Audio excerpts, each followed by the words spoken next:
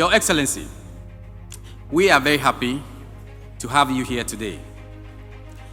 I want to believe that we can confidently say the President of Ghana is now a patron of the Ghana CEO Network. On that note, I would like to welcome you all to the 9th Ghana CEO Summit.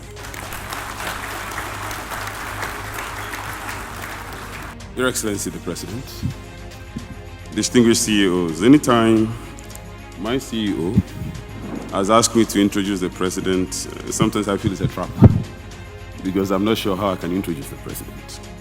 So to make it simple, I'll just mention his 3 offices. He is the head of state of Ghana, he is the head of government of Ghana, and he is the commander-in-chief of the armed forces of Ghana. How else can you introduce the President? Ladies and gentlemen, please welcome me to introduce His Excellency, the President of the Republic of Ghana, President John Dramani Mahama.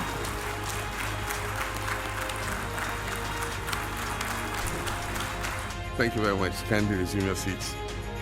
Ernest, thank you for the invitation once again. And I want to thank you for inviting me always and giving me the platform when I was in my other mogrification as opposition leader. You always opened your doors and gave us the opportunity to interact with captains of industry and to try and roll out the vision that we had if, God favored us and made us win the election. I think the rest is history. The taste of the pudding is in the eating, and we've been given that responsibility by Ghanaians. But I want to thank you for your kind invitation. I'll miss the presidential panel with Kofi Aboichi. Unfortunately, there's always a coincidence. I'm supposed to be in Abidjan this morning for the African Development Bank board meeting, and Akin Adesina, who's the outgoing president, was expecting me this morning, but I had to call and explain to him that I had to be at the CEO Summit.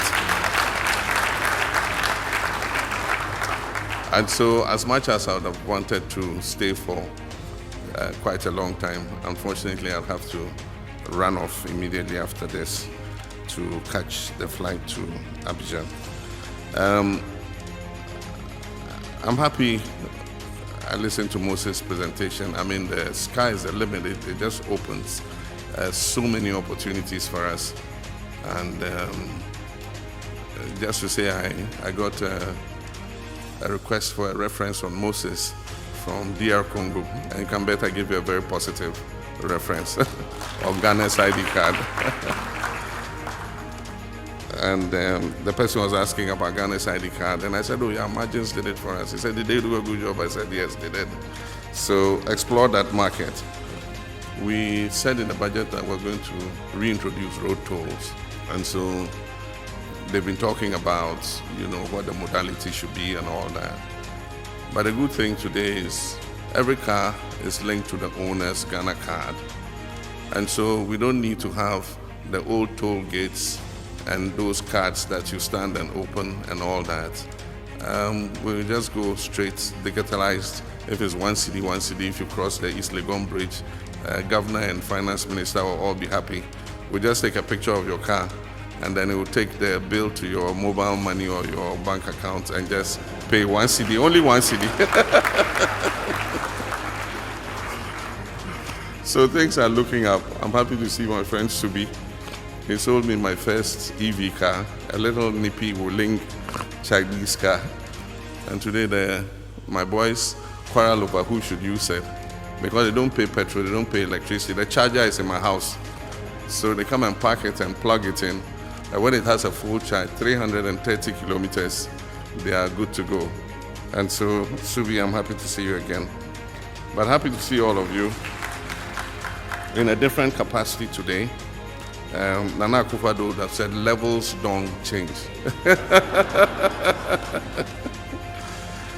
So good morning, and I'm happy to be here as the President of the Republic of Ghana. I have just a short statement, and it is my honor and pleasure to address you at this year's CEO Summit, an event that has over the years become the foremost platform for strategic thinking and engagement and public-private partnerships. It brings together the nation's most influential economic actors, and it is heartening to note how your community has maintained your resolve even through the trying times of the recent past. This year's theme, Leading Ghana's Economic Reset, Transforming Business and Governance for a Sustainable Futuristic Economy, could not have been more appropriate. It challenges us to examine where we have come from, acknowledge where we have faltered, and above all, define where we must go as a nation.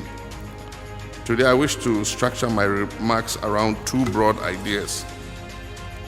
The first is talking about a reset that is anchored in past reforms and achievements, particularly from our previous administration, that were either abandoned or undermined, leading to costly reversals.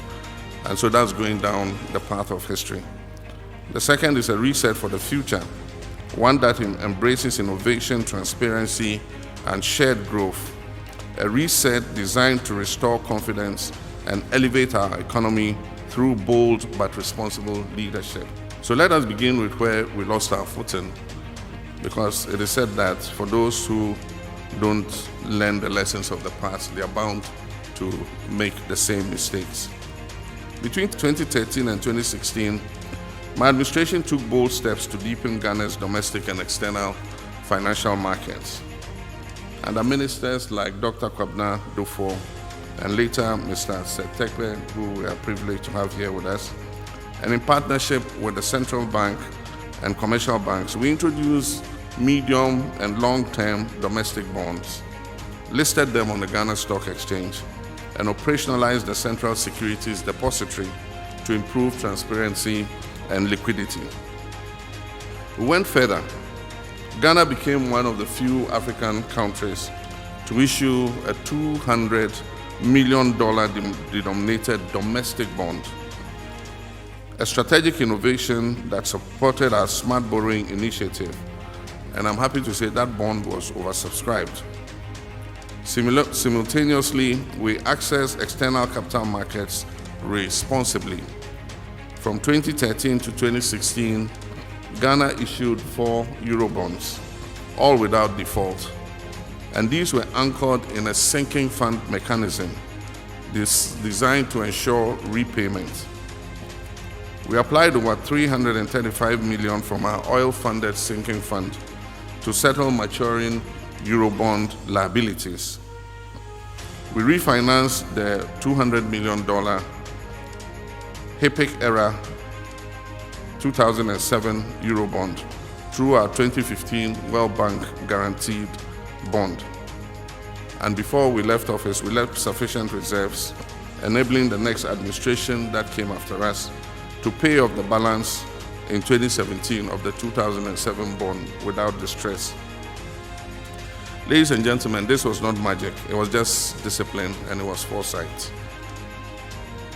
Tragically, this architecture was dismantled. Between 2017 and 2022, debt accumulation skyrocketed, and yet the framework to ensure repayment was abandoned. As a consequence, Ghana defaulted on both the domestic and external debts, a first in our post-independence history. Investors, businesses, and pensioners suffered crushing losses through the domestic debt exchange program, with crude haircuts eroding trust in the financial system. Ghana's creditworthiness was downgraded to junk status, and public sector arrears ballooned, and SMEs were squeezed out of the credit market. This was not simply a matter of global shocks. Other countries with smaller resource bases managed their recoveries much better than us. In our case, poor fiscal management, opaque collateralization of statutory funds, and disregard for procurement and accountability rules were major contributory factors. The results are visible. a loss of access to capital markets, both domestic and foreign, the collapse of investor confidence, and a shrinking private sector unable to plan, invest, or expand. Let us be honest with ourselves. A true reset must begin by learning from what worked and what was recklessly abandoned. And so the first thing to look at is, how do we lead a reset for the future? A path to recovery and resilience. Distinguished participants, despite these challenges, I remain optimistic. Ghana has what it takes to recover, not by repeating the past mistakes, but by learning from it and innovating for the future. Let me outline 8 key pillars of the economic resets that we envisage. Number 1 is completing the IMF program with discipline. We'll continue the discipline in government expenditure and borrowing and work to achieve all targets under the Extended Credit Fund with a program with the IMF. We expect to conclude the 4th review of the IMF program in June 2025 with a target to exit at the end of the program in 2026. And thereafter, we'll participate in Article 4 consultations and adopt the policy support instrument framework, signaling Ghana's return to responsible, non-borrowing engagement with the fund. And the second is reopening domestic and international capital markets. We're working to reopen Ghana's bond market in collaboration with the IMF and our development partners, the Ghana Stock Exchange and local banks. However, future borrowing will be linked to self-financing commercially viable projects, particularly by MDAs, MMDAs, and SOEs, ensuring value for money and sustainable repayment. The third is strengthening sovereign funds and local government financing. We'll amend the Public Financial Management Act and Constitution to make contributions to the sinking and stabilization funds mandatory. It will not be optional. So a certain percentage of funds must be committed to the sinking and stabilization funds. We also intend to empower MMDAs to issue infrastructure and municipal bonds secured against a portion of their District Assembly's Common Fund to fund infrastructure projects such as roads, schools, water systems, and local industry in the districts. And the fourth is clearing verified arrears and rationalizing public investment. The Auditor General is completing an audit of arrears and commitments, government commitments, and we expect to receive his report by the end of May. We'll then commence to clear legitimate arrears transparently and enforce commitment controls through the gift mix and the IPSAS-based accounting systems. New projects will be prioritized based on need, funding availability, and alignment with our national interest. And the fifth is accelerating public financial management reforms, and we have started that already. We amended the PFMA to include fiscal responsibility clauses. We'll reactivate stalled reforms, including the Treasury Single Account TSA, the Integrated Tax Administration System, and real-time budget monitoring tools to improve efficiency, reduce waste, and to curb corruption. And the sixth is revitalizing exports through Ghana Exim Bank. The Ghana Exim Bank will be repositioned to support non-traditional exports and agro-processing, light manufacturing, and SMEs, enhancing foreign exchange inflows and creating jobs in the real economy. Our Agriculture for Economic Transformation agenda will also roll out massive investments in oil palm, in cocoa, cashew, shea, and other high-value tree crops. With two of our major export commodities, gold and cocoa, enjoying a good run in international markets, we will build our reserves and buffers to create the resilience to withstand any future global shocks. And then the seventh is building Ghana into a regional hub for trade and investment. We envision Ghana as West Africa's commercial, transport, and digital services hub. Our reset will prioritize port expansion, financial services, health, education, and industrial corridors, linking Ghanaian business to the African Continental Free Trade Area and beyond. And then 8 is resuming infrastructure development to stimulate growth. Infrastructure investment is not optional. We'll resume priority projects in the roads, energy, water, housing, and urban renewal sectors, not through reckless borrowing, but through innovative financing systems like the Big Push, PPPs, and other strategic partnerships. So now, what does this reset mean for business? Distinguished CEOs, this reset will only succeed with the private sector at its core. We're restoring macroeconomic stability not as an end in itself, but as a platform for private investment. And in that regard, we will ensure policy predictability to enable medium and long-term planning for you. Access to credit and capital markets will not crowd you out. We'll borrow responsibly and restrain ourselves in government borrowing so that the rest of the credit is available for you to expand your businesses. Consultation with industry will occur before any major reforms are done. And finally, a fiscal environment that rewards value creation and not rent seeking.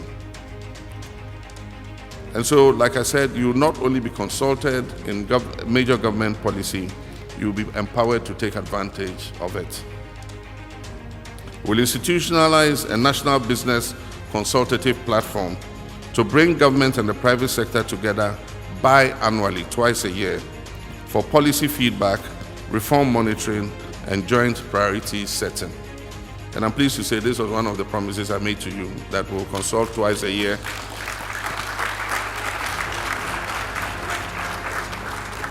on government policy so that you give us the feedback on how it is affecting your businesses. Ladies and gentlemen, in 2008, Ghana became a lower middle income country. That milestone was based on sound policy and institutional reforms. Today, the opportunity exists for us to move further to become an upper middle income country with a diversified economy, resilient institutions, and a dynamic private sector. To get there, we must reset, and reset with discipline, with purpose and unity. On government's part, I wish to assure you that we'll maintain the current fiscal discipline and work to maintain a conducive environment for your businesses to thrive. Let me take the opportunity to commend those of you who have responded to the cedi's appreciation by reducing prices of your products and services, and thereby passing some of the relief from the hardship to Ghanaians. And so, Oka and all of you, thank you very much. GPR to you, thank you very much. And so for those of you who have not responded yet, please pass on some of the cedi appreciation to Ghanaians. The time has come for us to lift the gloom, to restore confidence, and to build again. And as I said in my inauguration, Ghana is open for business again. Let this summit mark the beginning of a new compact between the public and private sectors, a compact of mutual accountability, shared risks, and shared rewards. Together we can lead Ghana's economic reset, and in doing so lay the foundations for a more prosperous, inclusive, and secure future for our people. I thank you all for your kind attention, and may God bless our homeland, Ghana.